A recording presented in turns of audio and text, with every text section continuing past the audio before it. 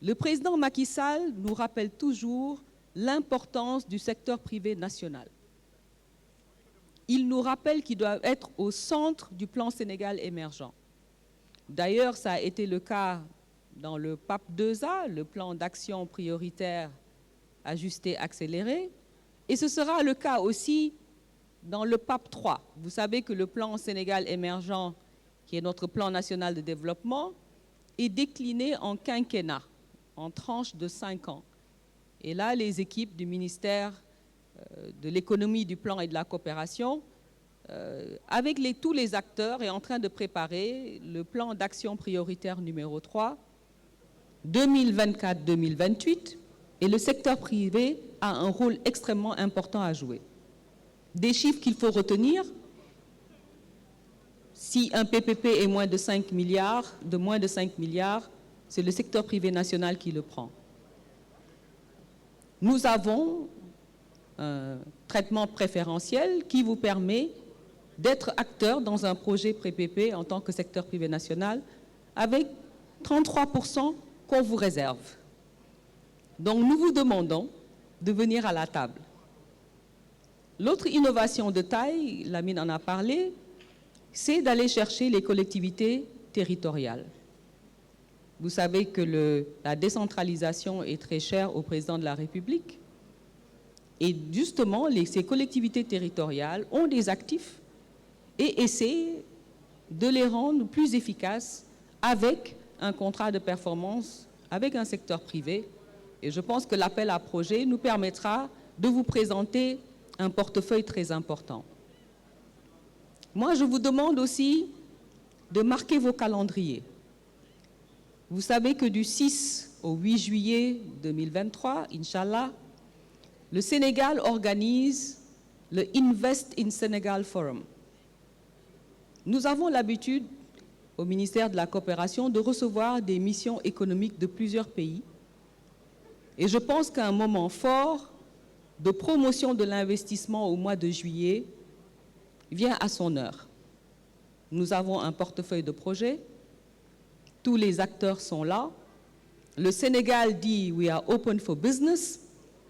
Nous avons deux objectifs. Premier, c'est se connecter avec ce secteur privé. Deuxièmement, c'est les accompagner pour qu'ils puissent exprimer leur intérêt sur ces opportunités de PPP et matérialiser l'objectif et la volonté politique du président de la République d'avoir le secteur privé local au cœur des partenariats publics-privés. Voilà, dans la conception de la mise en œuvre de cette loi 2021-23 sur les partenariats publics-privés, avec la volonté politique affichée de positionner le secteur privé local, l'équipe et le ministère notamment a fait le choix de mixer les concepts à la fois local et international. Et c'est dans ce sens que d'abord la campagne de communication sur les PPP qui était destinée à l'ensemble des acteurs s'appelle campagne Tabax Suñu PPP ngir Tabax Suñu Réew. Aujourd'hui, on est dans la stratégie pour collaborer avec ce secteur privé local et c'est important, comme l'a indiqué Madame la ministre, nous lëkkaloo wala ñu déggoo pour les positionner dans les opportunités de PPP. Nous sommes très satisfaits des réponses que nous avons eues du public, qui a participé, 2 donné son point de vue, 3 qui nous a permis d'avoir une base que nous allons analyser pour mieux travailler avec eux. Dans les partenariats publics-privés, un des principes, c'est un alignement d'intérêts, c'est une connaissance des parties pour mieux allouer les risques. C'est dans ce cadre que nous avons mis l'exercice avec des questions pour nous permettre de mieux connaître le secteur privé, connaître son intérêt, connaître les défis qu'ils ont en face.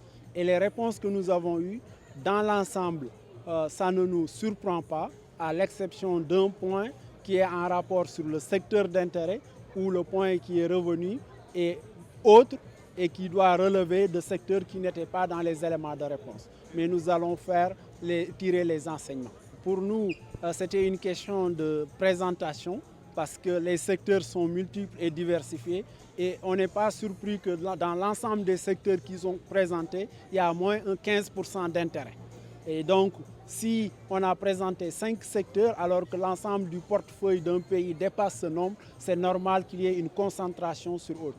Mais nous ferons l'exercice de travailler avec ce secteur privé en leur présentant le portefeuille pour qu'ils se prononcent cette fois-ci sur les opportunités projet par projet et non pas secteur de façon globale. Là, on sera en mesure d'apprécier leur intérêt.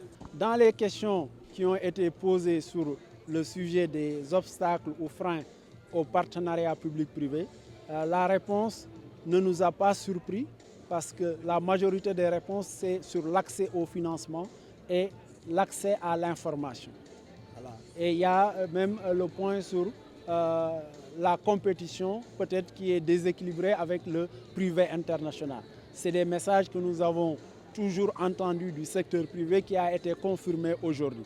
Mais le point, ce n'est pas de s'attarder sur ces sujets, c'est plutôt quelles sont les solutions.